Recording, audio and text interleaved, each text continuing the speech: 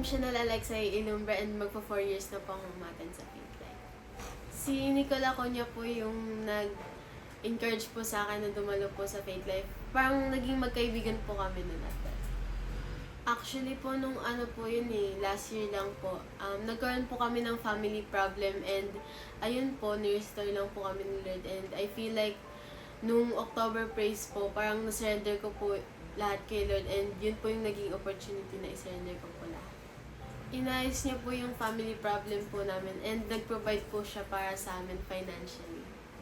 Paunti-unti ko pong in-encourage na umattend po ng church po yung family po namin and pinapag-pray ko rin po yun kaya po in the end po, lahat naman po sila na-attend ng church. Actually po nung umattend lang po ako, nung ako lang po mag-isa sa family, parang mabigat rin po sa feeling na ako lang nagki-carry po sa kanila.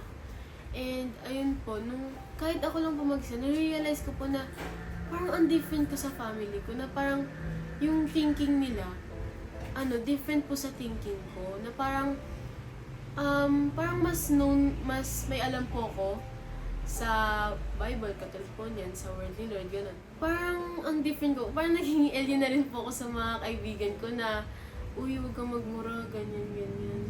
Tapos, ayun po, parang, ang different ko po sa kanila. Kasi parang ako lang po yung na-attend pag sa church. And, ayun po, pinarealize ko rin po sa family ko and sa mga kaibigan ko na yung difference po ng pag-a-attend sa church and pag hindi po pag-uma-attend. Always have a positive mind. Kahit ang laki or ang hirap po ng pinagdadaanan nyo, lagi pong may plano sa atin si Lord and pag inisip nyo po yung mga negative thoughts, dun po nagkakaroon ng door para maka-enter po yung devil sa heart ninyo and mag-iisip ka po ng super bad things. Pero lagi po kayo mag-iisip na may plano po si Lord sa buhay ninyo and magtiwala lang po kay Lord kasi if you put your trust in man, hindi po yun mapufulfill. Pero pag pinat mo po yung trust kay Lord, lagi mo pong iisipin and ipapag-pray na parang mapufulfill niya po yung plan niya sa'yo.